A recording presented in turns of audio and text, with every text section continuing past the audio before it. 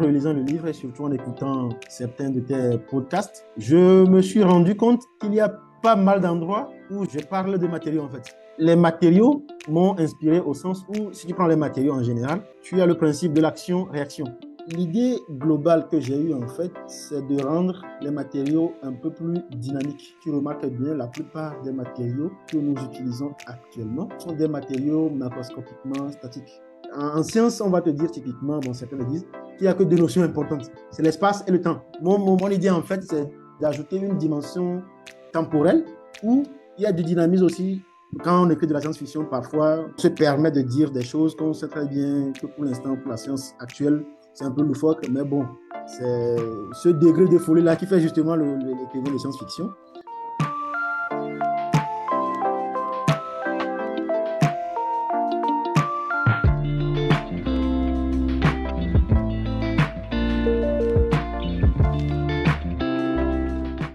Bonjour à tous et bienvenue dans Dromia Matériaux, votre podcast sciences, matériaux et développement personnel propulsé par Alexandre Créative. Aujourd'hui, ça va être un épisode un peu particulier car j'ai le plaisir d'inviter aujourd'hui un ami à moi. On n'a pas fait notre thèse ensemble, j'étais en postdoc, lui il était en thèse. Mais ce qui est particulier avec mon ami que voici présent, vous le verrez, oui vous le verrez en vidéo, mais pour en audio vous ne pourrez pas le voir, donc allez le voir en vidéo. Il est à la fois scientifique et écrivain de science-fiction. Je vous le présente. Alphonse, comment tu vas? Bonjour Mike, je vais très bien. Ça va, J'espère la que c'est la matinée même s'est bien chose. passée? Tout s'est déroulé? Oui, ça va, ça va. Ça va, pas Encore? fatigué? Tranquille, la forme? Non, non, je vois. Je pense que je vais bien. Je pense, hein. Ah, tu penses? Tu penses quoi dans la métaphysique? Tu penses que tu vas bien? Non, non, c'est pour rigoler, mais je vais bien. Bon, super. Super. Écoute, merci Alphonse Oui, de, de participer à cet épisode, c'est super cool, surtout là sur cette thématique, comme je viens de le dire aux auditeurs, on va oui. parler de science, de matériaux, on va parler aussi de développement personnel, parce qu'on va voir aussi comment tu as créé ton environnement qui t'entoure, mais on va aussi Oui. parler de science-fiction autour des matériaux, ça va être super génial, et j'ai super hâte, j'ai Ok. super hâte. Écoute, Mike, c'est plutôt moi qui te remercie pour Hmm. m'avoir invité sur ton podcast. Ouais, Donc, t'inquiète. j'espère qu'on va passer un bon moment ensemble Bah et écoute, c'est mon plaisir. discuter de choses intéressantes. Ouais, c'est mon plaisir, t'inquiète pas, c'est mon plaisir. Bon, pour commencer, D'accord. Alphonse, je vais te Oui, proposer de te présenter. d'accord. Que tu te présentes, que ton nom, ton prénom, ton grade, ton matricule, d'où tu Ok. viens, Oui, et je te donne la parole. d'accord. Bon, bah, Allez, merci, je t'en Mike. prie. Bah, je dirais, moi, je m'appelle, comme la vie, Alphonse Gogoli. Mhm. De formation universitaire, je suis docteur en sciences des matériaux et aussi ingénieur en mécanique et productique.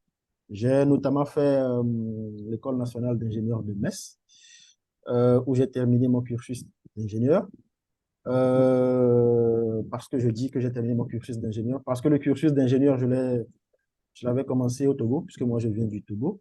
Donc, j'avais commencé mon cursus d'ingénieur au Togo, et puis ensuite je l'ai terminé à l'ENIM, l'École nationale d'ingénieurs de Metz. Ensuite, j'ai fait une thèse de doctorat au CIMAP, au laboratoire CIMAP à Caen. C'est là où on s'est notamment rencontré avec Mike. Donc, et puis, je dirais que des formations personnelles, on va dire. Je suis écrivain de science-fiction et passionné par tout ce qui est innovation technologique. Donc, je dirais que de manière succincte, c'est sûr qu'on va rentrer un peu plus en détail lors de l'entretien, mais de manière succincte, voilà comment je me présenterai. Belle présentation. D'accord. Belle présentation, Alphonse. OK. Pourquoi, pourquoi la science, Alphonse? Pourquoi tu t'es décidé de faire de la science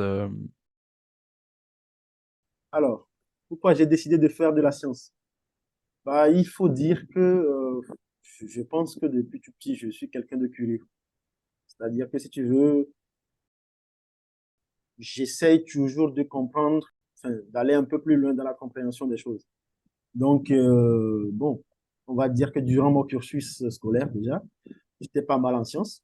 Donc, après le bac, j'ai opté pour une école d'ingénieur. J'avais le choix entre une école d'ingénieur et une école d'informatique. Donc, j'avais réussi aux deux concours et à l'époque, j'avais opté pour l'école d'ingénieur. Donc, voilà comment je me suis retrouvé dans la science, à faire de la science au quotidien. Sacrée anecdote. Sacrée Oui, anecdote, ouais. Ouais. Et donc, au-delà de la science, comme on t'a introduit, tu t'es lancé hein, dans oui, l'écriture d'un livre. oui, Et comment tu as fait cette transition, en fait? Comment tu as décidé de faire cette transition? Qu'est-ce qui t'a poussé? On en reviendra un peu plus tard dans le podcast, oui, si tu oui, veux bien oui, aussi oui, également sur ça. Mais pour introduire oui. déjà les premiers éléments, comment, D'accord. Ok. comment tu t'es lancé dedans? Je- J'ai compris, ne t'inquiète pas. En fait, il faut dire que, bon, j'ai toujours eu envie d'écrire. J'ai toujours eu envie d'écrire parce que je lisais beaucoup quand j'étais petit. Notamment, je suis tombé, je me souviens, je devais avoir 10 ou 11 ans. J'étais tombé par hasard sur un roman de science-fiction de Jules Verne à la bibliothèque municipale à l'époque que j'avais dévoré. Donc, depuis ce temps, j'avais lu pas mal de. Enfin, je pense que de mémoire, je pense avoir lu tous les romans de science-fiction qu'il y avait à la bibliothèque à l'époque. Donc, c'est depuis ce temps-là que je me disais que je devais forcément écrire un roman et que si je devais l'écrire, ça devrait être de la science-fiction. Maintenant, tu sais, le temps passe, on rentre dans la vie active et tout, donc c'est quelque chose que j'avais un peu oublié. Donc, quand j'avais commencé ma thèse, je me suis dit, bon, là, il faut que je m'y remette. Maintenant, à l'époque aussi, justement en thèse, je commençais par m'intéresser à tout ce qui est évolution numérique de l'humanité. Je ne sais pas si tu vois un peu là où je vais en venir. Donc, à l'époque, je voulais faire un essai. Mais tu sais, un essai, ça demande beaucoup de travail. Surtout que j'étais en thèse, ça voudrait dire qu'il faudrait faire de l'argumentation quand tu es au labo et quand tu reviens à la maison, il faudrait encore faire de l'argumentation, aller citer des ressources. Donc, je me suis dit, bon, je vais combiner les deux et avec mon rêve d'enfance, je vais parler certes du numérique, mais je vais faire, si tu veux, d'une pierre deux coups. Donc, c'est comme ça que je me suis lancé dans l'écriture d'un roman de science-fiction, qui effectivement est un roman de science-fiction, mais parle aussi, si tu veux, de l'impact de l'évolution fulgurante du numérique dans nos vies. Donc, c'est comme ça que je suis arrivé à sortir mon roman de science-fiction Datamancie, que tu as lu, je pense. Donc, c'est voilà, pour répondre à ta question, je suis arrivé à faire la transition. Voilà un peu toute l'historique de la transition, si tu veux. Donc, je vous présente le livre d'Alphonse, Les Datamantiens, qui traite vraiment d'un empire, finalement, vraiment d'un empire futuriste. Hein, et Alphonse nous donnera plus d'indications sur son livre. Et surtout, ce qui est intéressant, c'est comment, moi, ce que je trouve fascinant dans ce bouquin, c'est comment les matériaux ont influencé en fait l'écriture de ton livre et également ta créativité. Donc, je te laisse me répondre. Bon, là, je pense qu'on va aborder un domaine qui fait que je m'excite souvent, puisque je suis vraiment un passionné d'innovation technologique. Donc, en fait, le titre du roman de science-fiction, c'est Datamancie. Datamancie, en fait, c'est un néologisme, tu vois, que j'ai forgé. Ça vient de la datamancie, si vous voulez. L'idée générale du livre, c'est que nous allons vers des civilisations où on va beaucoup faire parler les data. Donc, le livre parle d'un empire futuriste, comme l'a dit Mike, où la gouvernance se fait par les algorithmes et l'utilisation notamment des data. Donc, datamancie, étymologiquement, ça veut dire divination par les données. C'est un peu comme, tu vois, la cartomancie, c'est la divination par les cartes. L'oniromancie, c'est la divination par les rêves. La géomancie, c'est la divination par tous les éléments qui sont en rapport avec la Terre, les cailloux, les traits et tout ça. Donc, le livre traite d'un empire futuriste où la gouvernance se fait effectivement par les algorithmes des datamanciens. L'idée, c'est de dire qu'il y aura des gens qui seront des initiés de la datamancie qui vont conseiller, par exemple, les gouvernants pour prendre des décisions. Si tu veux, pour comprendre globalement le livre, pour ne pas spoiler, j'ai essayé de faire une sorte de métaphore géante de ce qu'on appelle déjà le capitalisme de surveillance, c'est-à-dire comment on va utiliser les données, notamment les données publiques et les données personnelles, pour essayer d'anticiper le comportement d'une société d'humains, par exemple. Donc déjà, je pense que tous ceux qui vont suivre ce podcast ont déjà dû remarquer les effets du capitalisme de surveillance. Vous discutez au téléphone avec un ami d'un sujet, ou vous scrollez un peu sur Internet, vous avez fait quelques recherches, et puis dans les jours qui suivent, vous voyez qu'on vous propose d'acheter des produits. Ça, c'est déjà les doses infinitésimales de ce que j'appelle la datamancie, en fait. George Orwell, Donc, George oui, Orwell, 1981. exactement. Si tu veux, je suis un petit-fils d'Orwell. Je me considère comme un petit-fils d'Orwell, si tu veux.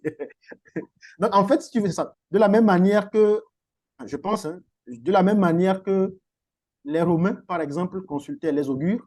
Tu sais que dans la Rome antique, les dirigeants, tu ne peux pas aller faire une guerre sans consulter les augures. Donc, il faut aller consulter les augures pour savoir ce que les dieux disent. Est-ce que ce présage, est-ce que c'est un mauvais présage et tout. De la même manière que les Grecs consultaient, par exemple, les oracles, donc notamment l'oracle de Delphes, la Pythie et tout, ou même jusqu'à présent dans certaines civilisations, notamment en Afrique, où on fait encore de la géomancie, où il faut aller consulter, aller faire de l'art divinatoire.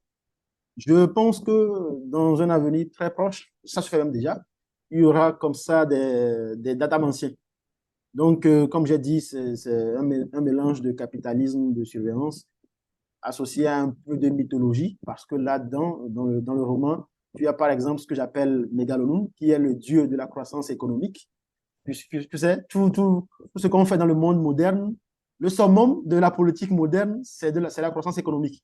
Donc, tu as un dieu de la croissance économique, tu as un dieu de la consommation, puisque pour faire de la croissance économique, apparemment, il faut consommer. Donc, tu as une déesse plutôt de la consommation. Et pour couronner le tout, pour faire un peu du capitalisme de surveillance, tu as un dieu, enfin, normalement, tu en as deux, tu as un dieu de la surveillance ubiquitaire, c'est-à-dire un dieu qui regarde tout. C'est un peu nos smartphones qui savent tout de nous. Donc là, je l'ai nommé Big Brother. Famus, Big Brother. Donc tu sais, moi, j'ai écrit un article sur mon blog. Je pense qu'on a plus de... En fait, Big Brother, chez Orwell, c'est un télé-écran qui surveille tout. Mais moi, je pense qu'aujourd'hui, on n'a plus des Big Brother. On a des Little Boys et des Nano Girls. C'est-à-dire nos smartphones, tout ce qui est Internet des objets. Tout ça, c'est Nous des avons des objets qui pommes sont numériques. exactement. C'est des objets qui sont miniaturisés et qui nous surveillent, avec en plus notre assentiment, tu vois un peu. Donc, c'est ça un peu l'idée du livre. Et puis, petite anecdote française, c'est un livre qui est en partie inspiré des Gilets jaunes. Tu sais, parce que tu l'as lu, tu as vu, il y a un mouvement de révolte qui s'appelle la révolte des Spires jaunes, tu vois. Donc, au départ même, en fait, le sous-titre était la révolte des Spires jaunes. C'est après que je l'ai changé. Ça, ce sont les petites anecdotes que j'ai à propos de l'historique du livre. Donc, voilà un peu de quoi parle le livre, en fait. C'est incroyable. Et du coup, il faut qu'on est dans un podcast matériaux. Et Oui, là, on dérive et c'est ce qui est incroyable. Pourquoi c'est incroyable? Parce que en parlant de matériaux, on est capable de parler de tout. Et c'est ça qui est fascinant. Et ça donne lieu à de la créativité, oui, même à la conception de matériaux imaginaires. Et je te oui, laisserai en parler aussi dans ton livre, la conception oui, de d'accord. matériaux imaginaires. Et Oui, là, donc, ma première question là-dessus, c'est oui. comment les matériaux t'ont inspiré? Alors, comment les matériaux m'ont inspiré? Bon, si tu veux, comme je te le disais en off, bon, on discute souvent, je, je ne l'ai pas fait consciemment, mais en relisant le livre et surtout en écoutant certains de tes podcasts, je me suis rendu compte qu'il y a pas mal d'endroits où je parle de matériaux, en fait. En fait, c'est quelque chose qui n'est pas fait consciemment, mais je pense que vu que je suis dans le milieu, je n'ai pas pu faire autrement que de parler de matériaux. C'est pour dire qu'en fait, nos professions conditionnent la manière dont on pense, je pense. Si tu veux, un scientifique, entre guillemets, ne pense pas de la même manière qu'un pur littéraire, tu vois. Donc, les matériaux m'ont inspiré au sens où, si tu prends les matériaux en général, tu as le principe de l'action-réaction. Si tu agis sur un matériau, forcément, il va réagir. Si tu tires trop, il va se rompre. Donc, si tu veux, dans le livre, j'ai retrouvé certains passages où vraiment j'ai fait allusion à à ces genres de comportements. Tu sais, il y a un endroit où enfin, je ne vais pas spoiler, mais il y a quelqu'un qui disait que les sociétés humaines sont à peu près comme les matériaux. C'est-à-dire, Si tu tires sur elle, si tu tires trop, à un moment donné, ça va se rompre et tu risques par exemple de provoquer des révoltes et tout. Donc, je l'ai pas fait exprès. Je l'ai pas fait exprès, mais je pense que ma manière de raisonner sur les matériaux a conditionné la manière dont j'écris. Tu sais, comme on dit, comme disait Orwell justement, la pensée corrompt le langage. Donc, je pense que le fait de penser en chercheur en sciences des matériaux a conditionné certaines parties du livre. C'est clair en fait. C'est clair Hmm. que il y a une chose qui est incroyable en fait dans les matériaux, c'est qu'on peut à la fois le comportement humain, il est à la fois comme un matériau, comme tu viens de le citer, Oui, oui, dans sa psychologie, et à la oui, fois nous sommes des matériaux d'un point de vue purement physique. oui, oui, Et c'est ça d'accord. qui est intéressant en fait. C'est ça qui Oui. est intéressant. Alors c'est vrai que c'est un épisode qui va être un peu foufou, hein, cet épisode de Dormir matériaux, celui-ci. On C'est parle bien, un c'est peu de bien. métaphysique, de métamatériaux, ce qui est intéressant, ouais, cette notion de métamatériaux. Mais c'est clairement ça, et ça rejoint un petit spoil que je vais faire là de l'épisode, où je pose une certaine question aux gens pour savoir comment ils se définissent. Oui, ok. Donc, je te la spoil pas, moi tu t'es spoilé tout seul, mais Je vois. également ça rejoint en fait, ça rejoint ce pan-là. Tout à Ouais, fait. tu as raison parce que, en fait, comme tu as dit, si tu poses une question à quelqu'un, la manière dont cette personne-là répond te donne à peu près une idée de son caractère. En fait, c'est comme si tu essaies de faire un essai de caractérisation sur un matériau. C'est comme ça que moi je le vois, hein. Oui, tout à fait. Tu fais un essai de caractérisation sur un matériau pour qu'il se révèle à toi. Exactement. Comment, Je suis de d'accord. quelle manière il se comporte.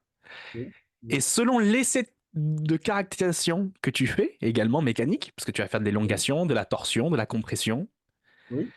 ben en fait, il va se révéler de différentes facettes. Exactement, je suis d'accord. C'est bien, c'est bien, Donc, c'est bien. C'est bien, on est d'accord. on est d'accord là-dessus. Non, mais c'est incroyable. C'est incroyable comment.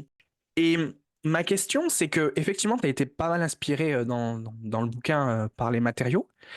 Oui, Mais pourquoi la data? Parce que la data, finalement, c'est aussi un matériel. Enfin, un matériel, j'allais dire. Parce qu'un matériau, c'est constitué de matériel, mais on peut dire que c'est un matériau aussi. Peut-être que la data est un matériel, mais tous les endroits de stockage de la data où on fait un gros composite, c'est ton matériau, quoi. Tu vois, ta grosse base de données, c'est ton ouais, matériau. ouais, Tu vois? ouais, en termes de créativité, tu n'es pas mal. Ouais, je vois ce que tu veux dire. C'est-à-dire que lorsque tu stockes, par exemple, de la data qui est, on va dire, des données, enfin, ce sont plutôt des données immatérielles, mais que tu vas stocker plutôt sur des, enfin, si tu prends un stockage physique, que tu vas stocker sur des stockages justement physiques, tu es en train de faire un matériau composite, quoi. C'est ce que tu veux dire.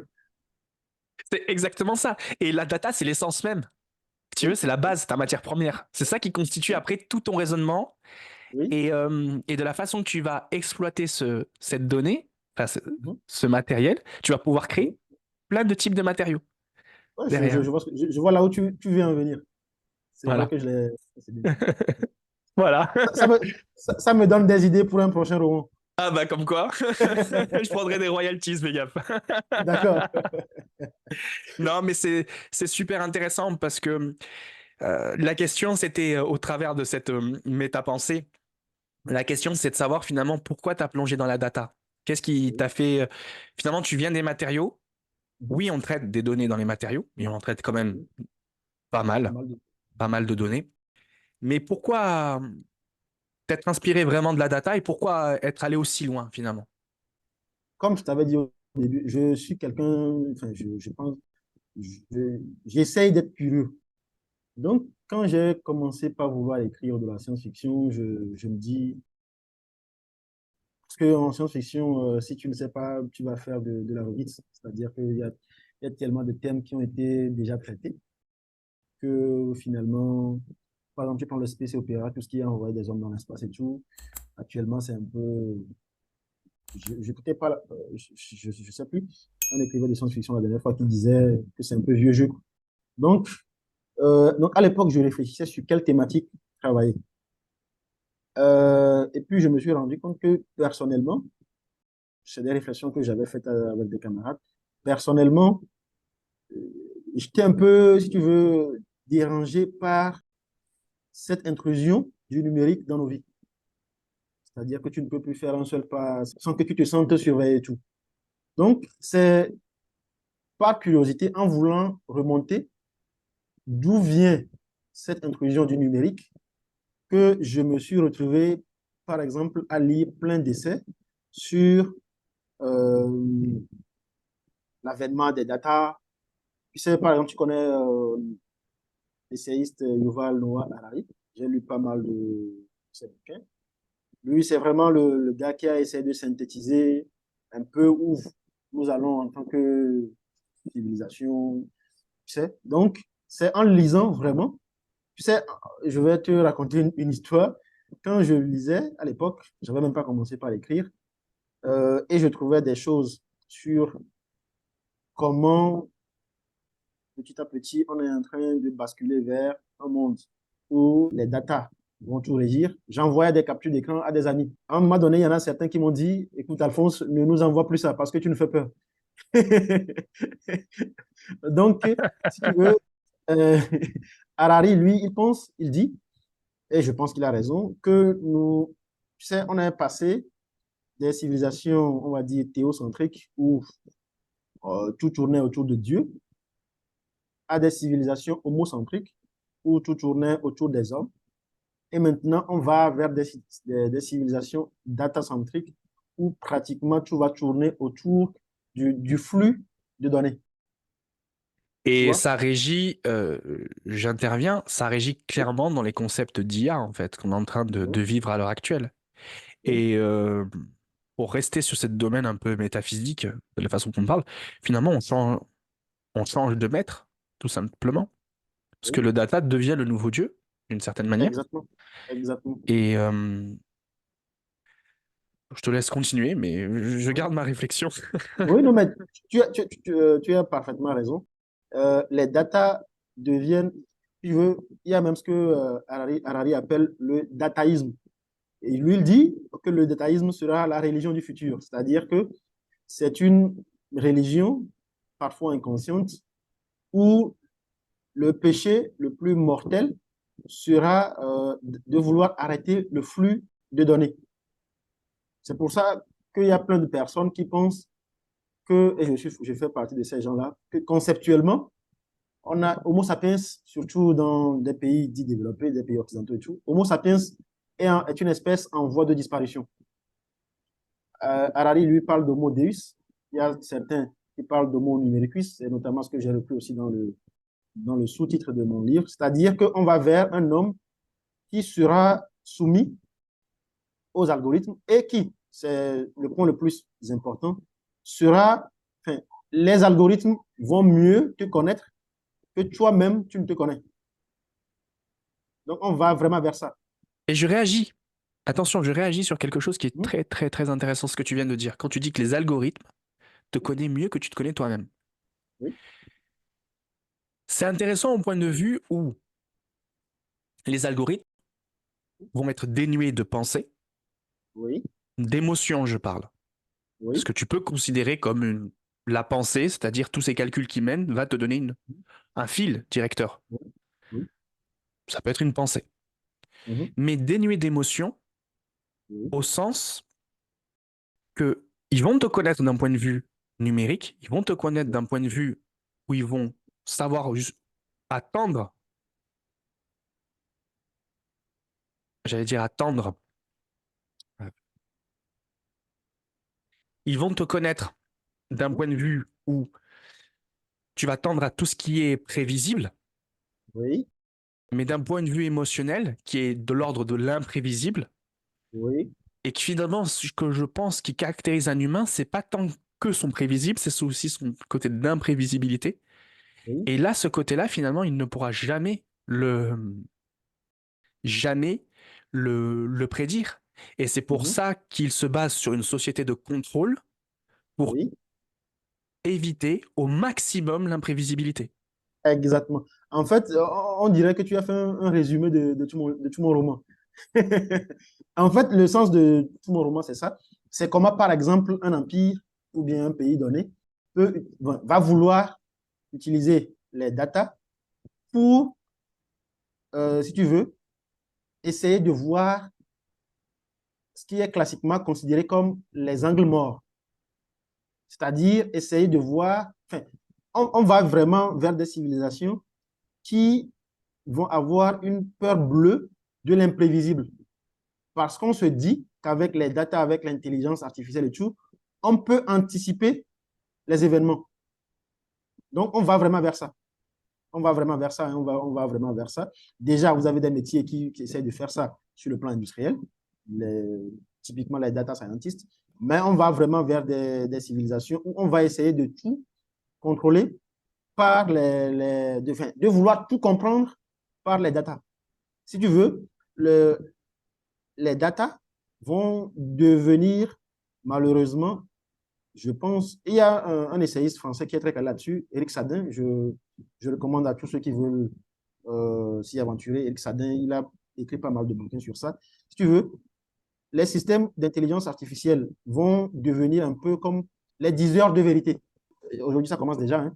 Si tu dis quelque chose à quelqu'un, je peux t'assurer qu'il va essayer d'aller vérifier avec ChatGPT. Et si tu as le malheur que ChatGPT dit le contraire de ce que tu dis, les gens vont avoir tendance à croire plus les systèmes d'intelligence artificielle À croire que la les humains. masse. À croire la Oui, masse, finalement. Parce oui, qu'ils considèrent que la norme est la masse. Et c'est pas oui, forcément vrai. exactement. Je réagissais juste sur ça. Oui, non, mais tu as parfaitement raison. Donc, c'est tout ça qui a fait mouliner ma réflexion et je me suis dit, bon, je vais essayer, au lieu de faire un essai, comme je l'avais dit, d'incarner tout ça dans un récit de science-fiction où, comme j'ai pas mal d'idées aussi en termes d'innovation technologique, on va y revenir, surtout au niveau des matériaux, où je vais essayer d'articuler tout ça dans un récit qui va permettre au lecteur de se faire une idée de ce à quoi je pense que le monde va ressembler. Au lieu de faire une argumentation hard de A à Z, j'ai voulu plutôt être dans la métaphore. Et je réagis sur une chose. Donc, on parle de science. Mhm, Mais je trouve que la science et la prévision, mhm, notamment au travers des datas, oui, maintenant que tu m'en parles, et je viens d'y réfléchir maintenant que tu m'en parles, je trouve ça incohérent. Et je vais m'expliquer pourquoi je d'accord. trouve ça incohérent. Vas-y, Parce que vas-y. la physique Mhm, chimie, c'est la science de l'erreur. oui, C'est une oui. science empirique. On a appris de l'erreur. Et on apprend Mhm, encore toujours de l'erreur, même si on veut tendre oui, vers l'élaboration de matériaux idéaux, qu'on veut incorporer des concepts d'éco-conception, de cyclage. C'est-à-dire que finalement, on peut pas. Parce qu'en 2024, pour moi, on ne peut pas concevoir un matériau si on n'a pas une porte de sortie. On ne peut pas concevoir un matériau si on n'incorpore pas de l'éco-conception. C'est-à-dire, mhm, on sait quel matériau on réalise, quel type d'application, et on sait comment le recycler. oui, Et on sait comment le recycler ou le réutiliser. mhm, Donc on est dans l'optimisation, pas dans l'efficacité forcément, dans l'optimisation. Donc on se rapproche vraiment de la chimie, de la science de l'environnement, c'est-à-dire mhm, la science de la planète en tant que telle. C'est la chimie du monde. Ce que je veux en dire par là, c'est que dans tous ces modèles prédictifs que tu viens de me dire, qu'on est sur la data, on veut faire des modèles prédictifs, on est toujours dans la prédiction et on veut éviter l'incertitude, je trouve que ça colle exactement. pas parce que toutes les inventions du monde humain, elles ont été découvertes Oui, par l'erreur. oui, Louis oui, oui, Pasteur, je suis d'accord. et ainsi de suite. Et je trouve que c'est un oxymore. Dire science, Oui, prédiction, ben en fait, c'est oui, bizarre parce que la science, elle est empirique. Même si oui, on veut aller plus loin et on essaye de prédire qu'il y a des modèles, par exemple le réseau, tu prends les premiers modèles qu'on t'apprend finalement en science à un plan d'expérience. Après, on se rend compte que le plan d'expérience, finalement, c'est très limité. Alors moi, dans ma thèse, j'ai eu la chance de travailler sur le réseau neuronal, qui est mhm, différent du plan d'expérience. Parce que le réseau oui, neuronal, par exemple, tu peux entrer des paramètres et le réseau neuronal va te dire, OK, le paramètre que tu as rentré, ben, finalement, il ne fonctionne pas. oui, Par contre, le plan d'expérience, non. Quand tu vas mettre un paramètre dans le plan d'expérience, mhm, le plan d'expérience, il va tendre à l'optimisation, mais il ne va pas te dire que ce paramètre-là, en fait, il marche ou il ne marche pas. Et donc, oui, les deux sont couplés. Le réseau oui, neuronal va t'épurer et le plan d'expérience va t'optimiser. oui, Et, mais néanmoins, pour nourrir ce plan d'expérience, je suis obligé de nourrir un certain nombre d'expérimentations et donc un certain nombre d'erreurs. Oui. Et donc, je trouve que ça colle pas. Ouais, Tu vois où je veux je en comprends. venir? Ouais, je comprends ton analyse conceptuelle de la chose. C'est-à-dire que l'évolution humaine, je pense, enfin, bien, le progrès technique, on va dire, on peut le résumer en deux, trois mots. C'est essai, erreur, essai, erreur, essai, erreur. Donc, si on commence par avoir une peur bleue de se tromper, il n'y a plus de progrès. Ça, c'est sûr. Mais néanmoins, je pense quand même qu'au niveau de la science, on n'en est pas encore là.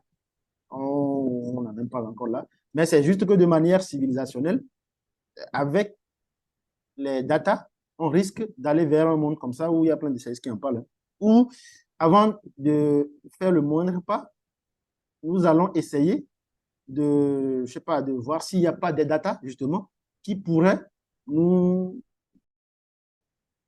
nous permettre d'avoir une idée du résultat avant d'essayer. Tu vois, la Oui, la version de notion la de personne. conception de matériau idéal, la notion de concevoir d'une manière théorique le plus L'idéal. d'étapes possible pour Oui. éviter finalement, pour économiser de la matière et ainsi de suite.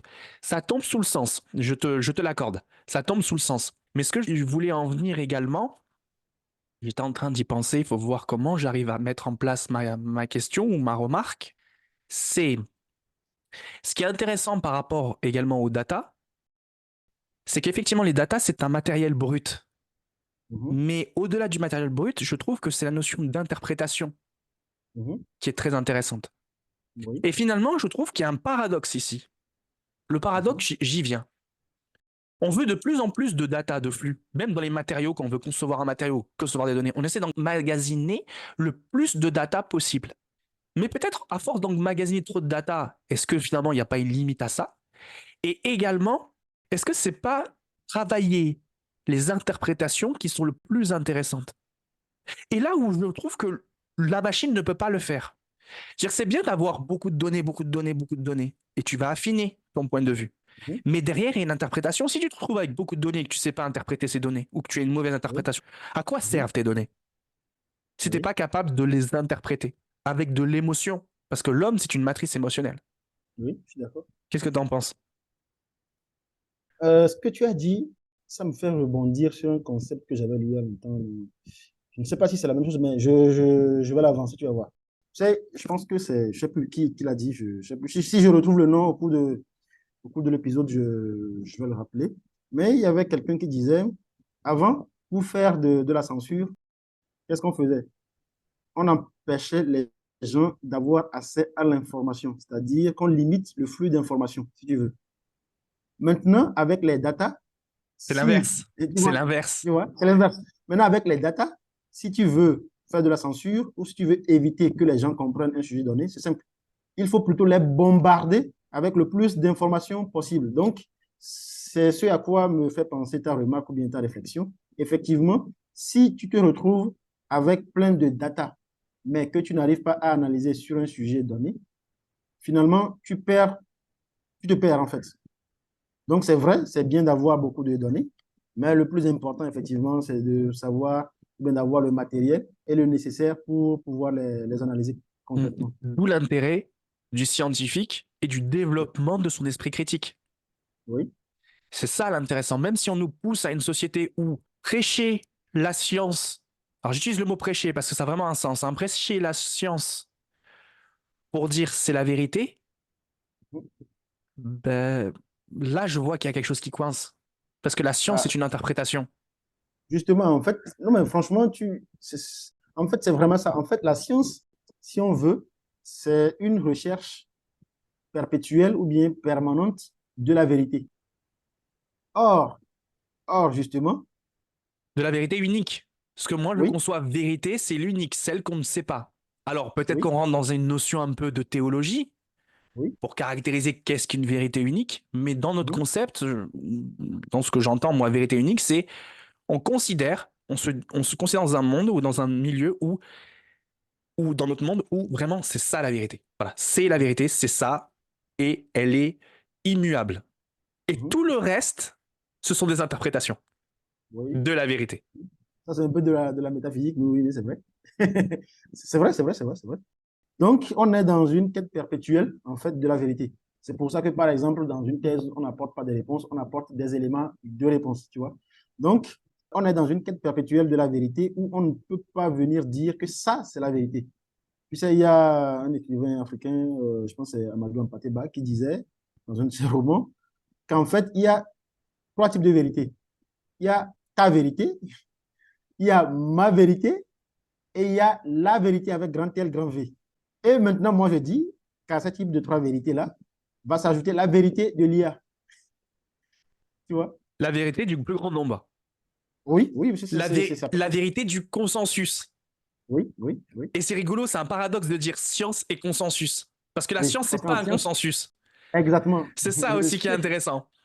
Tu as absolument raison. Quand vous entendez à la télévision, tout ça, on dit qu'il y a un consensus scientifique là-dessus. En réalité, si on avait des preuves, comment dire, factuelles, concrètes, 100% vraies, vérifiées, on n'a plus besoin de dire qu'il y a un consensus. Il y a des preuves, point barre. C'est quand il n'y a pas de preuves factuelles à 100% qu'on est obligé de dire qu'il y a un consensus, en fait. Ou bien, ou bien, je reviens à la notion d'interprétation. C'est parce Mhm. que moi, j'ai mon prisme et je veux avoir raison Oui. que je te dis non, ces data, je le vois selon mon prisme à moi Mhm. et mon interprétation, c'est celle-ci. Ton interprétation, c'est Oui. celle-ci. Donc finalement, il faut qu'on trouve un consensus d'interprétation. Oui, c'est à peu près ça. C'est ça. C'est à C'est peu près ça. ça, oui. Dans un sens, je trouve que c'est un garde-fou. C'est un Mhm. garde-fou à l'interprétation. Parce que finalement, une donnée n'est qu'une donnée, mais selon le prisme que tu la regardes, elle peut varier. Mais quand même, je trouve que c'est une aberration de parler de consensus scientifique. Moi, je trouve que quand même. Parce que Oui. quand il y a des faits, il y a des faits.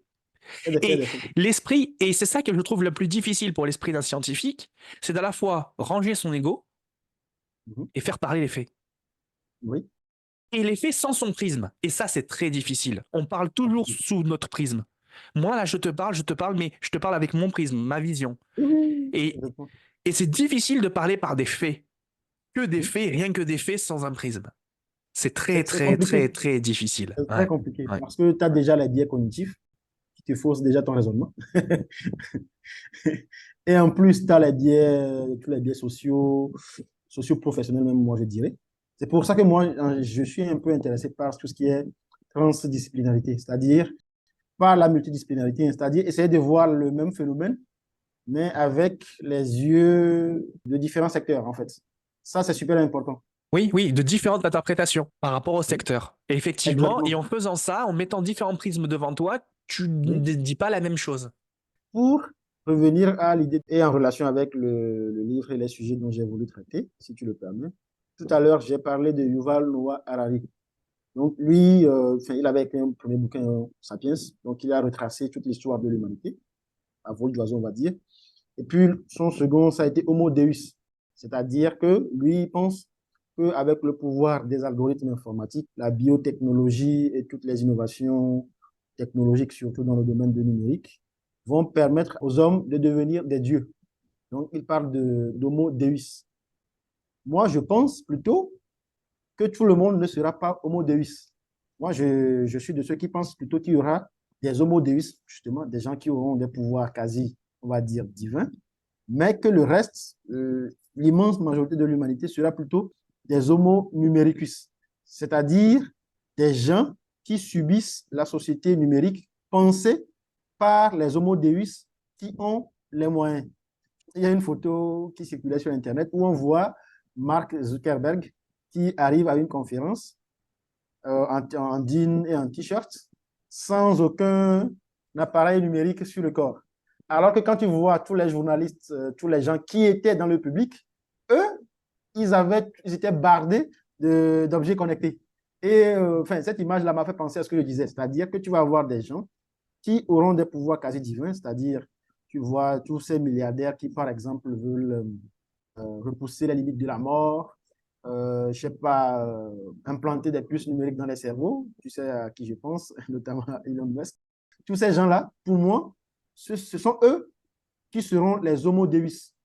Mais, je ne sais pas moi, l'épicier du coin, lui, pour moi, il ne sera pas un homo deus. Pour moi, ce sera plutôt un homo numericus qui va effectivement vivre dans une société où le numérique va contrôler tout ce qu'il fait. Lui, quand vous analysez bien au fond, lui, il n'y a pas pour lui une augmentation de puissance ou une augmentation de pouvoir.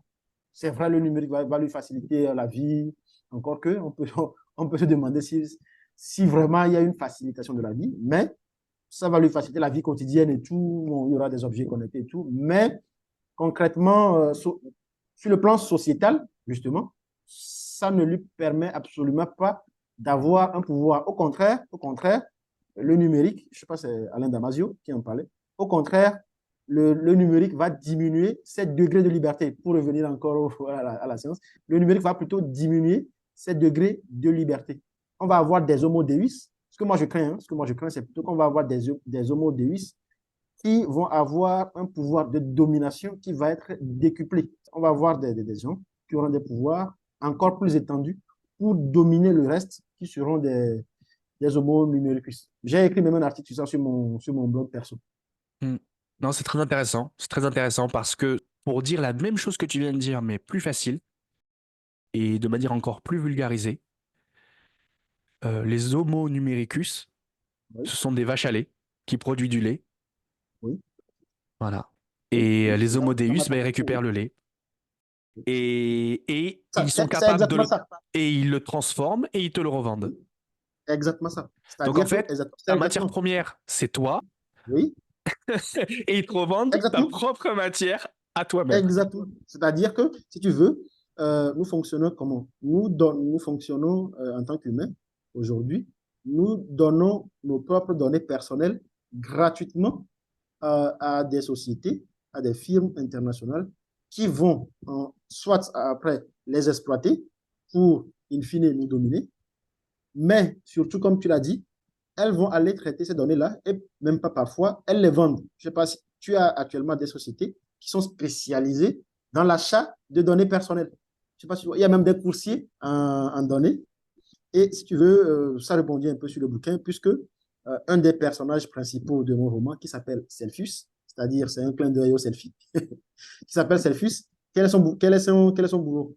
Son travail, il est gestionnaire de morts numériques.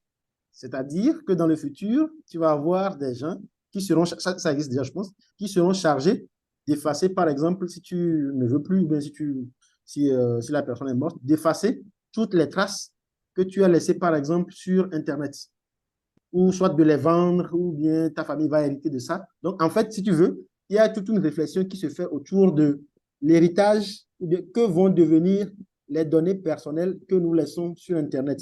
Est-ce qu'à ta mort, est-ce qu'elles seront supprimées? Est-ce qu'elles seront vendues? Est-ce que ta famille devra hériter de ces données-là? Donc, c'est tout ça que le personnage, un des personnages principaux, C'est une vraie fait comme question, hein. travail. C'est une vraie question ce que tu dis, hein. Vraiment, c'est une vraie question, la notion d'héritage. Moi là, tu m'as fait tilter quand tu as dit héritage. C'est une vraie question, ça. L'héritage de données. Parce que dans quoi que tu fais, on va te dire Oui, quel est ton prénom, quel est ton nom, oui, quel est ton numéro de téléphone, quelle est ton adresse. Et quand tu leur dis, mais je vais pas te la donner, ils te regardent comme ça, ils te disent, mais comme si tu as dit un gros mot. Tu sais, comme si tu as oui, insulté la personne, tu lui as dit un gros mot. oui. C'est exactement ce que je te disais au début de l'entretien, où, quand je parle du dataïsme, où Harari disait que le péché, le péché le plus mortel sera de vouloir entraver le flux de données. C'est-à-dire, comme dans ton cas, si tu refuses de donner tes données, en fait, dans le monde moderne, ce sera considéré comme un péché, en fait. Alors que ce sont tes propres données, hein. Je ne sais pas si tu vois. Oui, oui, c'est ça, c'est ça. C'est de faire culpabiliser. Mais c'est la stratégie Oui, de tout ce que tu vois à l'heure actuelle, hein. On te fait culpabiliser pour te oui, soumettre. oui, On n'était pas de te soumettre par la peur, on te soumet par la culpabilité. C'est pire que exactement. la peur, ça. Mhm. Bon, on s'éloigne en tout cas des matériaux, mais Bon, je trouve ça très intéressant cet épisode parce que ce que je m'efforce à faire dans Dromia Matériaux et ce que je m'efforce à dire à chaque fois qu'on commence cet épisode, parler de science, matériaux, développement personnel. Et là, on est mhm. purement dans le développement personnel pour moi. parce que c'est important d'avoir un esprit critique sur la science. Mhm. Nous ne sommes pas des esclaves de la science. La science, c'est comment interpréter le monde qui nous entoure. Les mathématiques vont nous permettre de créer un langage.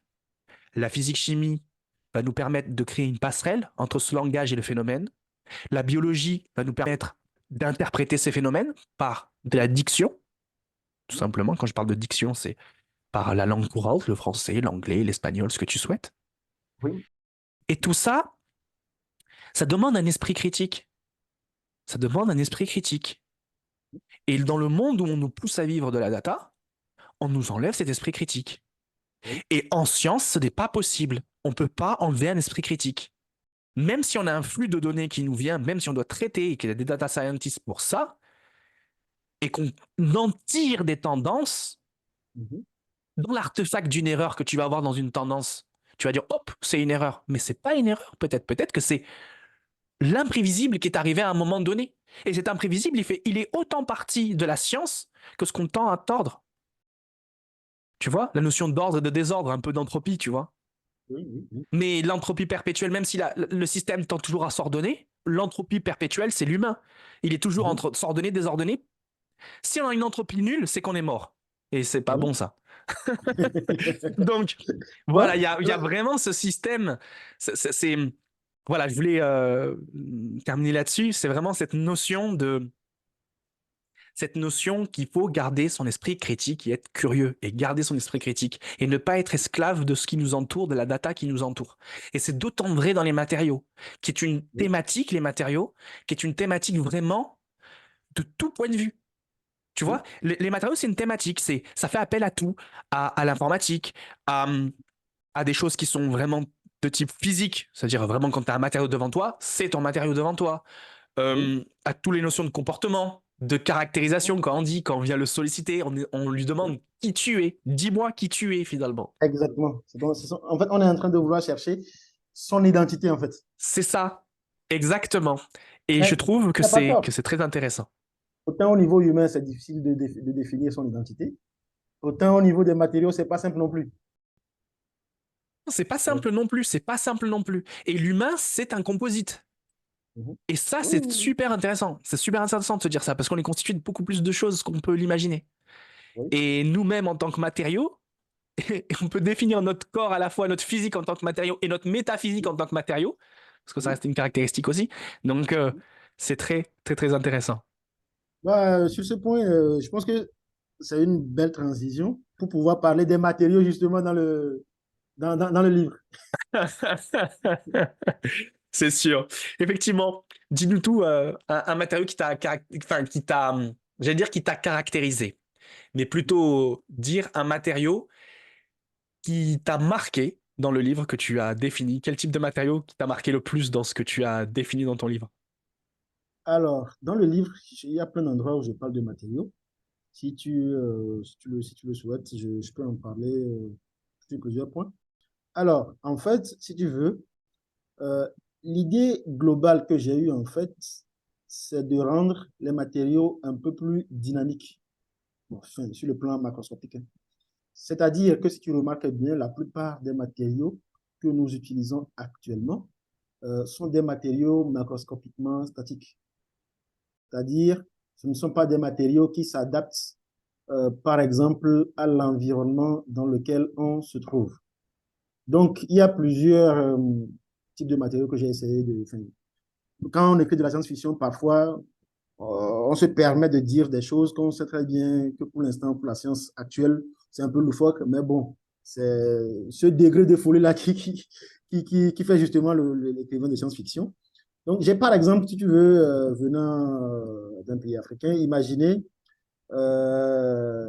un textile qui serait nano-climatisé. C'est-à-dire, en fait, là, l'idée, en fait, c'est qu'il fait de plus en plus chaud. Il suffit de voyager, de retourner en Afrique, et tu le sens. Il fait de plus en plus chaud. C'est-à-dire que si tu peux demander à tous les gens qui ont vécu en Afrique sur les 15-20 dernières années, c'est-à-dire, tu n'as pas besoin qu'il y ait, je sais pas, un scientifique du CNRS ou bien un scientifique je sais pas moi, qui vient d'ailleurs pour te dire qu'il fait de plus en plus chaud, qu'il y a un réchauffement climatique. Ça, tu le sens, c'est-à-dire qu'il fait de plus en plus chaud. Donc, moi, j'ai essayé de me dire, mais s'il fait de plus en plus chaud, pourquoi ne pas essayer dans ce type de, et peut-être à l'inverse aussi, hein, dans ce type d'environnement-là, de créer des vêtements qui permettraient de rafraîchir le corps. Tu sais, par exemple, tu vois les civilisations ou les cultures qui ont grandi dans le désert, ce n'est pas par hasard que ces cultures-là ont inventé le boubou ou le djellaba. Ce n'est pas du tout un hasard, c'est parce que ce type de vêtements favorise la circulation de l'air sous le vêtement. Et ce n'est pas par un hasard non plus si en Europe, c'est plutôt la cravate. Tu vois, c'est pas des hasards. Si tu vois typiquement par exemple au Togo où il y a du soleil de 6h à 17h, mais si tu portes une cravate et que tu es dans un bureau qui n'est pas climatisé, à midi, je pense que tu peux te retrouver à l'hôpital. Tu vois? Donc, dans le livre, j'ai essayé de faire de créer ce que j'appelle un textile nano-climatisé. Bon, bon, la technologie que moi j'invente, c'est pas vraiment important, mais l'idée, oui, allez-y, vas-y. Oui, allez-y. Mais tu sais, j'allais te dire une chose. Je rebondis sur ce que tu dis. Oui, Euh, j'ai mis une idée, hein. Peut-être que les gens ont déjà réfléchi, mais j'ai mis une idée, notamment sur ce que tu parles de textile climatisé. Ben, typiquement, c'est possible en fait. oui, Typiquement, tu prends un polymère qui a une notion de, tu sais, de piézoélectricité, oui, on va y revenir. thermoélectricité, Oui, ferroélectricité. oui, Et dans ces notions-là, mhm, quand tu as des types de... Alors notamment, c'est beaucoup connu sur les céramiques, oui, mais il y a des polymères hein, qui ont cette capacité-là. Il me semble que c'était Furukawa qui l'avait démontré, la piézoélectricité dans les matériaux polymères. Alors pourquoi je parle polymère? Parce que normalement, on peut filer plus facilement un polymère en textile, mhm, sachant que je dis une bêtise. Par exemple, tu prends une fibre minérale que tout le monde connaît, c'est l'amiante. Ça, c'est pas bon. mhm, Mais tu prends oui, une autre fibre minérale que peut-être moins de personnes connaissent, comme le basalte. Et oui, c'est une fibre textile. Ça peut être une fibre textile. mhm, Euh, Ce que je veux en venir par là, c'est qu'avec un matériau de ce type-là, thermoélectrique, il est capable de prendre la température, de la oui, transformer en électricité. mhm, Et cette électricité, s'il est dissipé, bah, t'as froid. ok. Bon, pas mal comme idée, oui, on va creuser. Oui, Voilà. Et c'est des en fait, mécanismes qui existent, notamment dans la oui, piézoélectricité, quand tu vois les notions d'amortissement passif, quand tu veux amortir une structure passivement, là je d'accord. parle plus de thermique, mais je parle de mécanique, Mhm, ben en fait, ta structure va vibrer. Quand elle vibre, elle fait vibrer tes particules piézoélectriques. Il y a une, un, un convertissement de l'énergie mécanique en énergie électrique, et puis tu peux le oui, dissiper par des charges mhm, électriques, mhm. et finalement tu perds ou tu passives une structure, Ouais, c'est-à-dire que tu je viens vois. dissiper ta Mhm, vibration mécanique. Et donc je vois, ça je vois. marche sur la température également. Donc c'est pas si D'accord, faux que ça, c'est pas si fou que ça. d'accord, c'est bien. Et Euh, je rebondis parce que quand même, j'ai vu ton bouquin, je l'ai lu. oui, Quand tu oui, parles, il me semble, de textiles qui changent de couleur. oui, oui, oui. Et je refais le parallèle Mhm. avec un épisode, donc l'épisode de Laurent Billon, où on a parlé de couleurs physiques et Et de de couleurs chimiques. couleurs chimiques. Oui, oui, Et la notion de couleur chimique, on a vraiment, on emmagasine un électron, il oui, change d'état d'énergie, il revient de son oui, état fondamental, il y a un photon, donc une entité hein, qu'on a définie, oui, qui se libère. Là, on a vraiment un mécanisme électrique, oui, vraiment électronique. Et quand on est oui, dans un mécanisme photonique, où on a vraiment la lumière qui arrive, et elle est mhm, diffractée. oui, Diffractée, donc en plusieurs longueurs d'onde, donc plusieurs types de couleurs. mhm, Et les matériaux que tu fais qui changent de couleur, qui peuvent changer de couleur, c'est simplement peut-être jouer sur l'indice de réfraction de la matière ou oui, sur peut-être une inclinaison de la matière oui, qui va faire changer de couleur et avoir un matériau ou un textile qui est capable de s'adapter à son environnement. d'accord. Bon, bon, Tu c'est très bien. vois? Je pense qu'on va passer beaucoup de temps Comme quoi, le sur cette thématique. biomimétisme et la bioinspiration, elle a vraiment... Et c'est des mécanismes, quand on parle de couleur physique, Mhm, et je l'ai appris grâce à Laurent Billon, coucou Laurent Billon si tu nous entends là-dessus, c'est des mécanismes qui a... On ne parle pas d'énergie. C'est-à-dire, on parle pas, quand je dis on parle pas d'énergie, ça veut dire que c'est pas énergivore. On n'a pas un mécanisme où on vient assimiler une énergie qui monte un niveau d'excitation d'un électron. L'électron veut restituer son énergie, le cède. Là, non. On a une décomposition du spectre lumineux. D'accord. Donc, en fait, l'énergie, tu Ok. la perds pas. Elle est juste dissipée en plusieurs pans. Et C'est finalement, ça. donc en plusieurs longueurs d'onde. Donc là, tu as une énergie qui est plus propre, on va dire ça comme ça, Ok. la photonique. C'est- Oui. Et Oui. donc, c'est super intéressant. Donc là, on est sur des notions de couleur physique. Pour moi, Mhm. la science-fiction de demain, ce Oui. serait, ce serait pas ce on veut nous imposer avec la data, ce serait la synergie avec l'environnement. Oui. Je suis d'accord. Moi, tu sais, normalement, avant le début, on aurait dû faire une déclaration de partialité. Comme on le disait, Un on disclosure, on affirme. devrait dire un disclosure. Bon, vous l'aurez à la fin de l'émission, le disclosure. C'est nos opinions et notre Non, opinion. non, non, je pense que c'est super important que, enfin, ce que tu dis, c'est pas une vérité, mais c'est ce que tu penses euh, avec ton expérience. Exactement. Donc, non, c'est pour dire, Tout en à fait, fait, tout à fait, je suis d'accord avec j'abonde toi. dans le même sens que toi. Donc, c'est pour ne pas faire des. Peut-être qu'il y a des auditeurs qui vont penser exactement le contraire que nous. Donc, Et pourquoi pas? je les invite, chers auditeurs, je vous invite à penser l'inverse de moi. Oui, Pourquoi? Parce que je oui, vous invite à développer votre esprit critique. L'objectif du exactement. podcast également, c'est de parler de toute la conception des matériaux et de vous faire comprendre que les matériaux, c'est pas ce que vous voyez que devant vous, c'est pas que votre sac plastique en fait. C'est bien plus que ça. Les matériaux, c'est bien plus que ça, c'est conceptuel, on peut se définir au travers de la matière, c'est physique et métaphysique à la fois les matériaux. Et j'allais dire Bon. même subphysique, tu sais, c'est comme si on passe dans un autre espace aussi, tu vois, dans un subespace, un truc comme ça.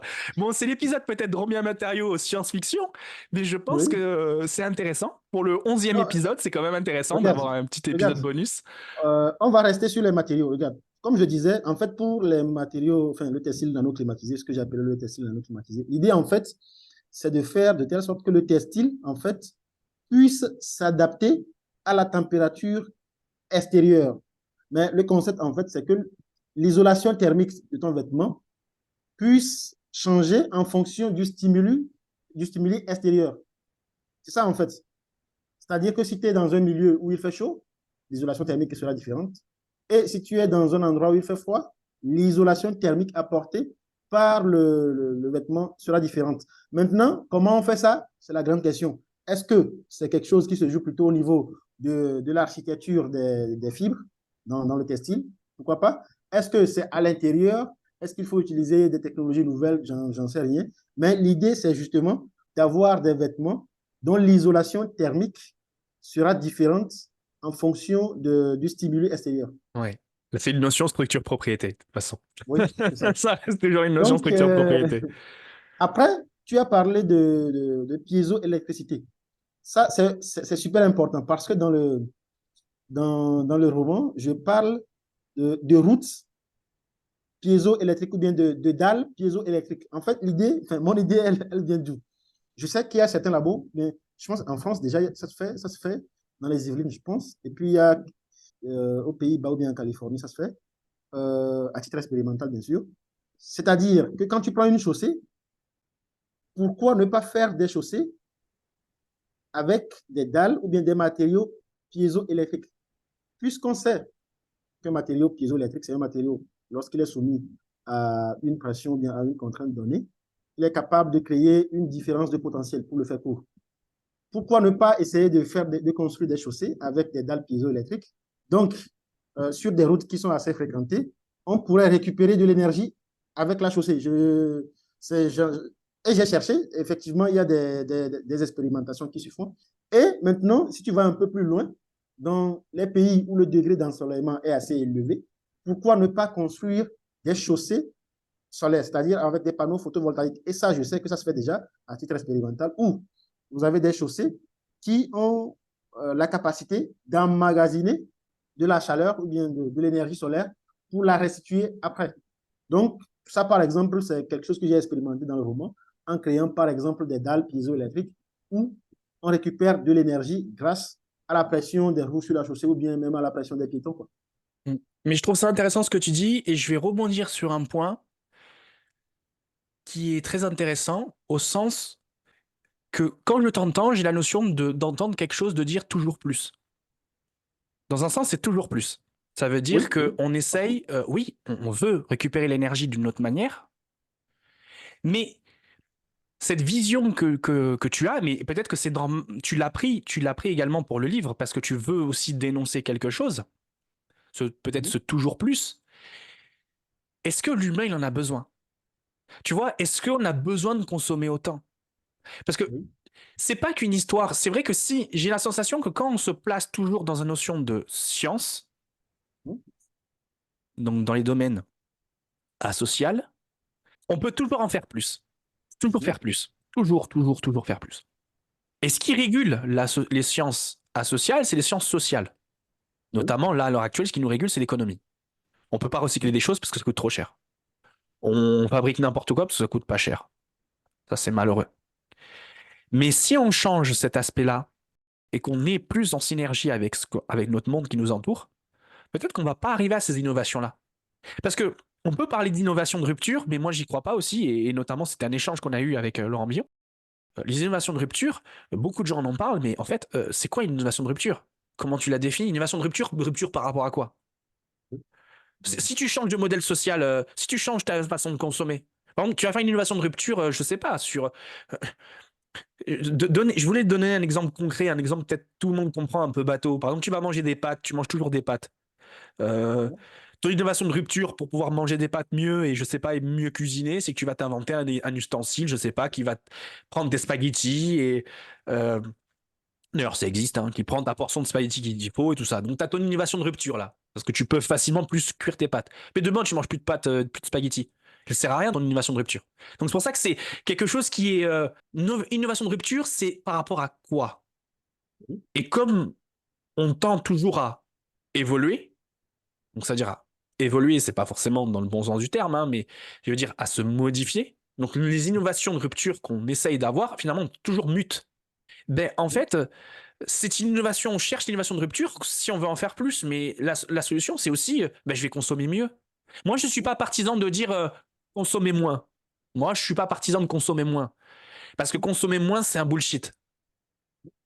C'est consommer mieux, oui. mieux, et en synergie avec soi et avec son environnement. Euh, Tu pour vois? rebondir sur ce que tu viens de dire, c'est vrai que quand on regarde un peu le monde moderne, il y a toujours cette notion de croissance. C'est-à-dire, il y a toujours cette notion de il faut consommer ou bien il faut produire toujours plus. C'est notamment ce que j'ai un peu symbolisé par un dieu de la croissance économique, auquel les dirigeants, par exemple, ne Tu l'as peuvent pas matérialisé. déroger. En fait, c'est intéressant ce que Je tu dis. l'aime. Tu l'as Oui, matérialisé. Tu as donné une vie à oui, l'idée, oui, tu l'as oui. matérialisé. Et de toute façon, Exactement. c'est ce que tend l'homme à faire, en fait. C'est L'homme, ce qu'on il tend à tout matérialiser. c'est ce qu'on fait. On est dans une civilisation purement matérielle. Ça, on ne peut pas le nier. Mais pour rebondir sur ce que tu disais, en fait, quand je pensais à ce type d'innovation, c'est toujours c'est pour répondre, par exemple, à des problématiques que tu as peut-être pas forcément en France, mais que tu as peut-être dans des pays africains, par exemple. Je vais te donner un exemple. Tu vois, pour ce qui est des dalles piézoélectriques ou bien de récupérer de l'énergie solaire avec des panneaux photovoltaïques sur la route, en fait, je donne un cas concret. La fourniture d'électricité dans certains pays, elle n'est pas aussi simple. Tu vois? Donc, il faut aller acheter de l'énergie dans un pays étranger, tout ça. Donc, tu peux avoir dans certains pays, je pense qu'en France, tout récemment, on l'a eu, tu peux avoir ce qu'on appelle des délestages, c'est-à-dire des coupures d'électricité. Or, quand tu as des délestages, qu'est-ce que ça veut dire? Ça veut dire que les feux tricolores ne fonctionnent plus. En fait, si tu veux, moi, le déclic est venu de là. Donc, en fait, j'ai été confronté une fois à ça. Je me suis dit, bon, vous êtes dans un pays où il y a du soleil de 6 heures à 17 heures. Et quand je dis du soleil, c'est vraiment du soleil, quoi. D'ailleurs, même, je pense que j'ai dit dans une partie du roman que le soleil te tape et puis il te regarde d'une manière stoïque. Donc, tu as du soleil de 6 heures à 17 heures. Donc, en fait, pour moi, l'idée, c'est justement, bah, vu que vous avez des ressources, on va dire, locales, même si ce n'est pas local, pourquoi ne pas les exploiter pour alimenter, par exemple, les feux tricolores que tu as sur la route, de telle sorte que, vu que, on va dire, le niveau de développement économique du pays fait qu'il y a des délestages par moment, quand il y a des délestages, les feux tricolores, par exemple, vont basculer automatiquement sur l'énergie solaire et éviter, par exemple, les accidents qu'il peut y avoir du fait que les feux ne marchent plus. Tu vois? C'est ça, en fait, les idées derrière.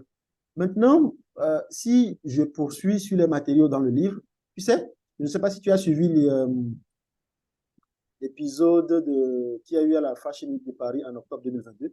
Curieusement, c'était sorti, enfin, c'était arrivé quelques jours, mais quelques semaines après la sortie de mon livre. C'est-à-dire que tu as la capacité d'avoir, bon, après, quelle est l'utilité, on n'en sait rien, mais tu peux avoir des robes qui sont liquides. Je ne sais pas si tu as suivi ça. C'est-à-dire que tu viens avec un spray, tu vois, bon, typiquement, tu vois je ne sais pas si c'est un pull, le pull que tu portes là, typiquement, au lieu de le porter, tu vas venir avec un spray, tu dessines le pull sur ton corps et ça va se transformer en vêtement. Donc, il y a à la Fashion Week de Paris, j'invite vraiment les gens à aller chercher sur Internet. Je pense que c'est à la Fashion Week de Paris en octobre 2022. Ils ont fait l'essai devant les gens, c'est-à-dire qu'il y a eu une mannequin qui est venue. Ils ont pulvérisé un spray sur son corps et ça, au fil du temps, le matériau s'est solidifié. Parce qu'ils ont, ouais, ils ont mélangé, je pense, des polymères avec des fibres synthétiques, je pense. Le tout dans une solution donnée. Et Mhm. puis, en fait, si tu veux, ça rejoint l'idée de ce que je disais au départ, c'est-à-dire que je veux des matériaux qui sont dynamiques dans le temps. Je ne sais pas si tu Mhm. vois. Oui, je C'est-à-dire, si comprends tu très veux, bien. en science, on va te dire typiquement, bon, certains le disent, qu'il n'y a que deux notions importantes, c'est l'espace et le temps. Tu vois, Et ta quand on est quatrième en dimension, matériaux, c'est quoi? C'est la dynamisme. non, regarde, quand tu as des matériaux, souvent, elles sont, je sais pas, elles occupent un espace donné. Oui, tout à fait. Oui, Pendant une donc, mon temporalité idée, en donnée. fait, ça, ouais. Mon idée, en fait, c'est d'ajouter une dimension temporelle où il y a du dynamisme aussi suivant le temps, quoi. Après, Ouais. c'est pas encore affiné comme idée, je vais la développer. Bon, bah, on en Mais en parlera fait, quand c'est tu seras affilé ton ça idée. l'idée. Non, en tout Et cas, puis, oui. il y a euh, quelque chose que j'ai imaginé. Enfin, je te l'ai dit aussi, je le dis aussi à nos auditeurs pour voir ce que ça peut donner. Tu sais, dans Effectivement, le oui, livre, n'hésitez pas à dire en commentaire ce que vous en oui, pensez de cet épisode parce oui, on a donné des notions qui sont à la fois effectivement des notions de physique-chimie, des notions de matériaux. euh, et là, on parle plutôt de métanotions, on va dire ça comme ça, oui, au regarde. cours de, voilà, au cours de cet épisode. N'hésitez pas à nous dire en commentaire d'ailleurs si ça vous plaît qu'on réalise aussi des épisodes comme ça, parce que je pense que je rebondis encore sur cet aspect, avoir l'esprit critique, avoir cet esprit un peu, tu sais, d'épistémologie, savoir comment la science a évolué au cours du temps, comment on arrive à, à catégoriser cette évolution, à comment la science a pu répondre à des problématiques sociales. Toute cette démarche, ben, ça fait partie du scientifique. De savoir en fait de nos erreurs, comme la science est empirique aussi d'une certaine manière, ça fait partie de nos erreurs et de choses qu'il faut garder pour pouvoir évoluer. Et attention, évoluer pour moi, c'est pas la croissance. Hein. Évoluer, c'est un changement d'état. Changer, changer de, un changement d'état, tout simplement. Donc, Donc je trouve ça très très très intéressant, quoi. pour la dernière idée, enfin, c'est la dernière. J'en ai plein hein, si on a le temps, Oui. mais en fait, je pensais à quelque chose. Tu sais, dans le livre, je pense il y a à la transmission des odeurs à distance. Ça, par exemple, je ne sais pas si on pourrait avoir des matériaux qui permettraient la transmission d'odeurs à distance. Je t'explique mon idée, hein, elle est un peu loufoque, je l'admets, mais imagine, puisque quand tu as une odeur, c'est un composé chimique. Mais c'est en gros, tu as des molécules qui sont volatiles. Si je me trompe, tu me dis. Hein. Donc, est-ce qu'on ne pourrait pas créer des matériaux qui seraient sensibles à ces molécules volatiles-là? Et puis, grâce par exemple, là encore, je vais dire quelque chose de complètement, je ne sais pas con, excusez-moi le mot, euh, est-ce qu'on ne pourrait pas, par exemple, grâce à l'intrication quantique, par exemple, avoir deux matériaux qui sont intriqués à distance et ce sont des matériaux qui sont, si tu veux, excitables par des odeurs. Donc, si tu as le matériau A qui reconnaît une odeur, grâce, par exemple, à l'intrication, que ce soit quantique ou je ne sais pas quelle autre liaison, elle transmet cette odeur-là, ce signal, j'en sais rien, au matériau B qui lui est lié. Et ce matériau B-là restitue l'odeur ou bien le signal de l'odeur qui a été transmis. J'en sais rien. Je sais, par exemple, pour avoir cherché un peu, je sais qu'il y a des gens qui essayent de numériser les odeurs. C'est-à-dire, en gros, une odeur, si tu veux, de manière conceptuelle, très rapidement, c'est un signal olfactif. Donc, il y a des gens qui essaient de numériser ce signal olfactif-là, de transmettre, ben, puisque si tu numérises, tu peux transmettre à distance, tu numérises et tu transmets ce signal olfactif et tu restitues ensuite ce signal olfactif par des odeurs. Tu vois? Donc, je ne sais pas si il y a des gens qui ont des idées. Pourquoi pas ne pas penser à des matériaux qui transmettent l'odeur. Bah, c'est intéressant. Effectivement, moi, j'avais plein. Là, tu m'as dit ça. Effectivement, cette notion de signal olfactif, Hmm? effectivement, moi, ça me parle. Ça me parle. À moins que entre-temps, on invente la téléportation et finalement, on téléporte la Oui, molécule à un endroit et oui, on la oui. rematérialise à un autre Voilà. endroit. Voilà. Pourquoi pas? Bon, écoute, c'est super, c'est super. On peut aller, je pense, encore plus loin, plus loin, plus loin. Mais et en tout cas, merci, chers auditeurs, ceux qui nous ont suivis jusqu'à là, parce que c'était ouf, hein.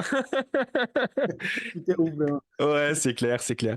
Alphonse, on va Bon, si tu passer. veux. Oui, Oui, vas-y. j'allais te dire, on allait passer à la suite, si tu veux bien. Mhm. Parce Oui, que allez-y. je pense qu'on peut en discuter des heures et des heures et Une des heures et éternité. des heures. Et l'objectif, Oui, finalement, de cet épisode, pour moi, c'était vraiment l'objectif de faire un peu les choses autrement, où là, on parle pas.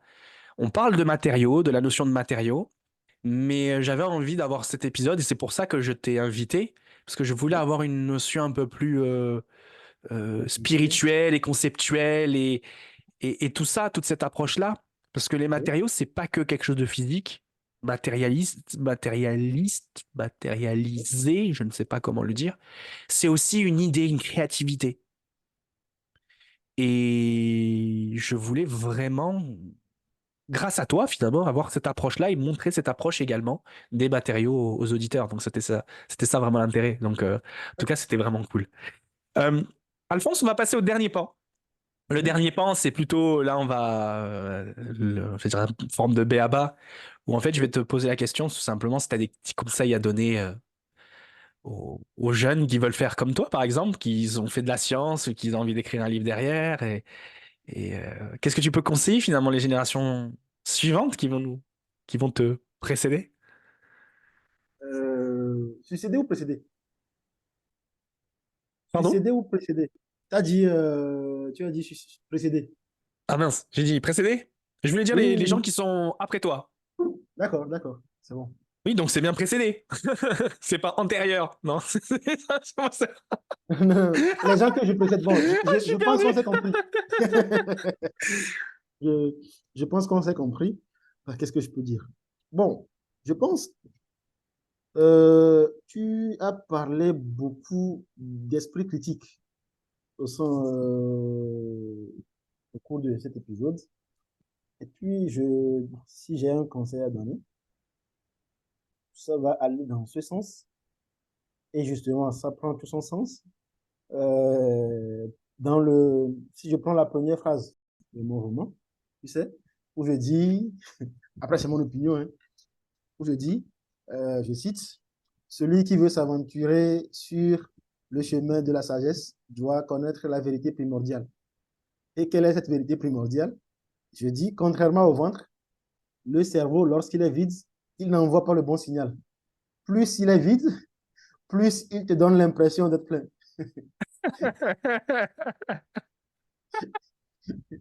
Non, mais c'est quelque chose auquel je tiens. Donc, si j'ai un conseil à donner je ne sais pas si on peut appeler ça un conseil, mais quelque chose qui résonne avec l'esprit critique dont tu as beaucoup parlé lors de cet épisode, c'est bien ça. D'avoir toujours cette curiosité-là, ce, ce petit doute d'aller au fond des choses, de voir les choses autrement. Parce que je trouve personnellement que dans le monde moderne, maintenant, surtout avec les réseaux sociaux, il y a trop de certitudes. Il y a des gens qui assènent trop de vérité sur les réseaux. Il y a des gens, bon, d'avoir un peu, je dirais, l'esprit critique et de douter un peu, comme tu disais, de tout. Parce que comme disait Nietzsche, ce n'est pas le doute qui rend fou, c'est plutôt la certitude. Donc, bon, pour répondre à ta question, voilà ce que je dirais. Je ne sais pas si j'ai répondu à ta question. Non, très bien, très bien. Mais écoutez, effectivement, c'est très, très, très important de se reposer les bonnes questions, de toujours mettre en lumière ce qu'on entend. Ça, c'est clair, hein. Ça, c'est fondamental. Pour avoir un esprit critique, c'est fondamental. Toujours remettre en question ce qu'on entend et se faire sa propre opinion. Voilà. Parce que ça reste quand même son opinion. Je pense que c'est important. Dans un monde à la fois individualiste et à la fois un monde de la pensée unique. Mhm. Euh, voilà. C'est bien d'être entre les deux, je pense. Il y a des Oui. vérités qu'on ne peut pas changer et d'autres parce que c'est des faits et d'autres qu'il vaut mieux avoir son opinion quand même. Voilà, je pense qu'on Aujourd'hui, peut. sur un Voilà. sujet donné, C'est un entre-deux. C'est un entre-deux. oui, sur un sujet donné, si par exemple, Voilà. imagine, et c'est ce que je te souhaite, hein, imagine que ce podcast est écouté par 1 million de personnes. Ah ben, je l'espère. Oui, Merci c'est beaucoup. tout le mal que je te souhaite. Tu as 1 million d'auditeurs, forcément, tu as 1 million d'opinions. C'est pas grave.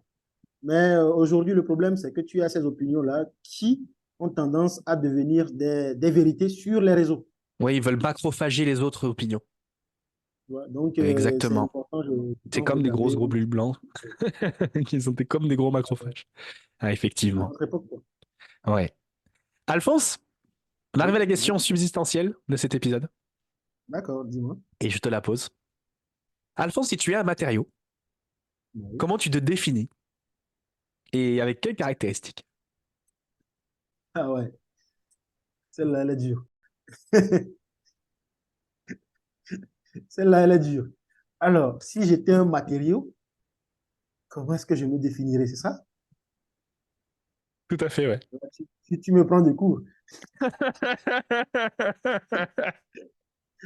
Euh, alors, bon, si j'étais un matériau, je ne sais pas si je suis comme ça, mais si ce que je souhaiterais, si j'étais un matériau, je pense que je tendrais vers, tu sais, des matériaux qui sont plutôt résilients, c'est-à-dire des matériaux qui seraient capables d'absorber beaucoup de chocs, ou plutôt même, si je vais même plus loin, qui deviendraient plus forts grâce aux impacts, tu vois.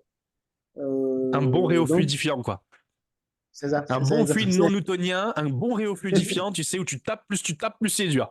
Pas C'est réofluidifiant, ça, ouais. excuse-moi, pardon, excusez-moi. Réoépaississant, pardon, réofluidifiant, non. D'accord. C'est plus tu donnes d'énergie, plus tu fluidifies Oui, ton matériau. Et réoépaississant, d'accord. pardon, c'est plus tu cisailles la matière, plus la matière elle est difficile à être cisaillée et elle devient Ça. très très très rigide. Réoépaississant. Donc tu tends à être un Ok. matériau réoépaississant, Alphonse?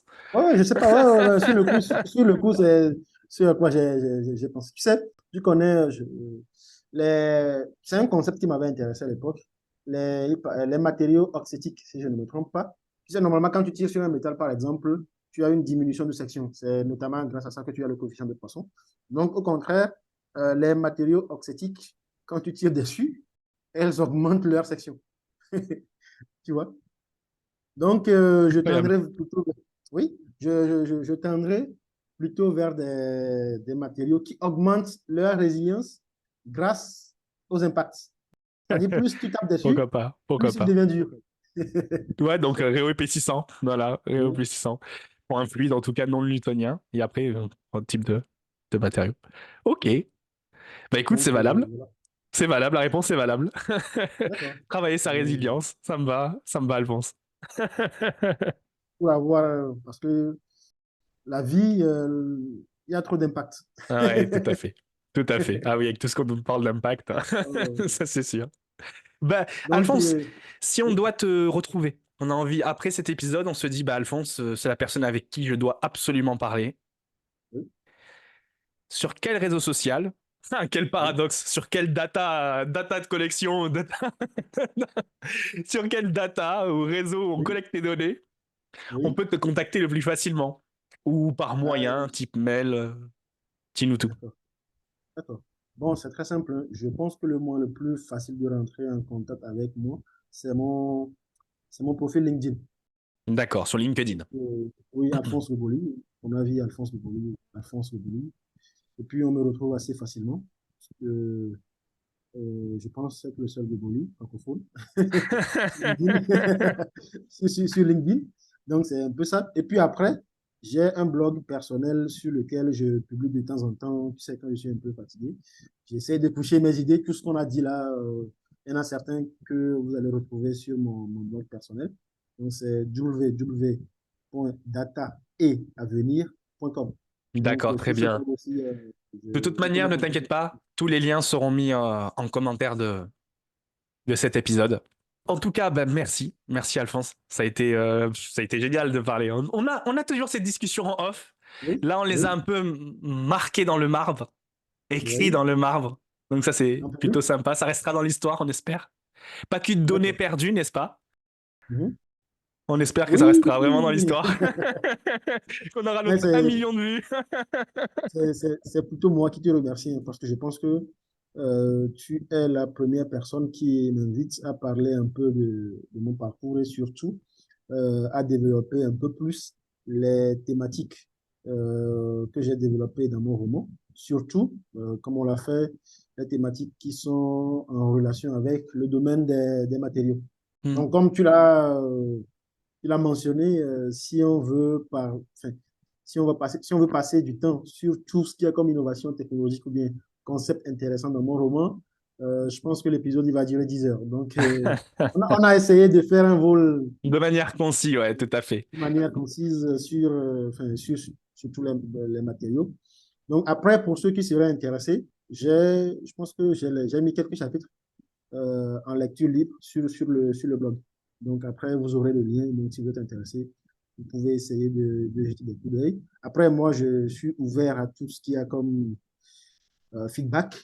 Donc, s'il y a des gens qui, après, lisent mes articles sur mon blog, parce qu'il y a pas mal de choses, je peux avoir dit des aberrations scientifiques ou des choses qui ne sont pas exactes. Moi, franchement, je n'ai aucun problème avec ça. Il y a mon contact sur le blog. Vous pouvez m'envoyer vos réflexions, vos remarques et puis même vos corrections. Ce serait un plaisir de les traiter. Vous voyez d'échanger ou n'hésitez pas à écrire en commentaire ce que vous pensez. C'est super Mhm. important, on vous lira. Moi, je vous lirai. Et Alphonse également. Sur ce belle parole, Alphonse, ben, on va clôturer sur ça. Pour commencer, ce commencement de fin d'épisode, en Oui, tout cas, merci beaucoup.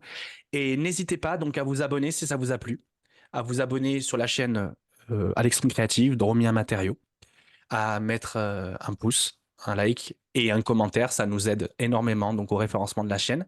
Sur les personnes qui regarderont ça sur Spotify, enfin regarderont plutôt écouteront sur Spotify, n'hésitez pas à vous abonner, à mettre la petite cloche ici aussi pour être notifié des épisodes et à nous noter 5 étoiles. Ça nous aide énormément. Sur le site de Dromien Matériaux, vous avez l'ensemble de tous les épisodes et également un canal de soutien où vous pouvez nous soutenir pour pouvoir en fait soutenir la production de ces épisodes. Donc ça, c'est en tout cas ça. Déjà, regarder et utiliser votre temps, c'est la plus grande ressource et ça nous aide énormément. Mais si vous voulez faire un plus encore, vous serez grandement remercié en tout cas. Merci beaucoup pour les gens qui passeront ce cap. Je voulais te remercier, Alphonse, vraiment de cet échange ensemble. Ça a été incroyable. Voilà, oui. ça a été incroyable. Comme tous les échanges que j'ai avec toi, c'est toujours incroyable. J'aurais aimé que ça dure plus, mais bon, Oui, bah, on n'a pas le choix. On n'a pas le oui, bah, choix, hein. on en fera. Ça sera l'occasion de faire peut-être une avancée pour un prochain livre. D'accord. Tu reviendras et D'accord. peut-être tu nous diras les différences qu'il y aura entre ce livre, le nouveau, et Et- celui-ci que tu as. je travaille actuellement sur un essai, donc on va voir. Si j'ai assez de temps, on va voir. Voilà. Et du coup, donc, pour finir, Alphonse, je te laisse le mot Oui. de la fin.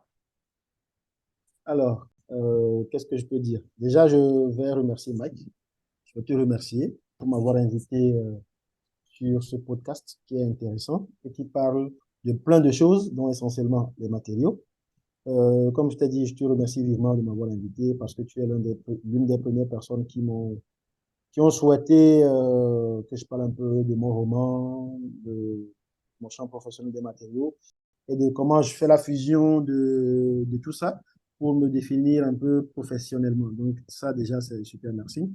Aux auditeurs qui vont nous écouter jusqu'à ce niveau, je dis déjà merci pour avoir eu Merci à le vous. temps d'écouter nos élucubrations, nos idées un peu Tu viens parfois de m'enlever le loufoques. mot de la bouche, ouais. Les élucubrations. Oh, Oui. tu m'as compris. Nos élucubrations et nos idées parfois un peu loufoques. Ça a été un plaisir de discuter avec Mike et j'espère que parmi les auditeurs, il y aura prochainement des gens qui vont passer chez Mike pour discuter de matériaux et de plein de choses pour rendre un peu encore plus intéressant l'idée de Mike de réunir une communauté de personnes intéressées par les matériaux, le développement personnel entre autres, autour d'une communauté d'apprentissage, on va dire, et de partage d'expériences. Donc, pour terminer, c'est ce que je souhaite vraiment, qu'il y ait des auditeurs qui puissent passer chez Mike. Merci beaucoup, Alphonse, sur cette parole, sur ces belles paroles, les amis. Merci beaucoup de votre temps pour avoir écouté cet épisode. Et on se revoit pour un nouvel épisode bientôt, très bientôt, d'un nouvel épisode de Dromia Matériaux, votre podcast Sciences, Matériaux, Développement Personnel. On se voit très vite. Allez, salut, salut à Ah tous. oui.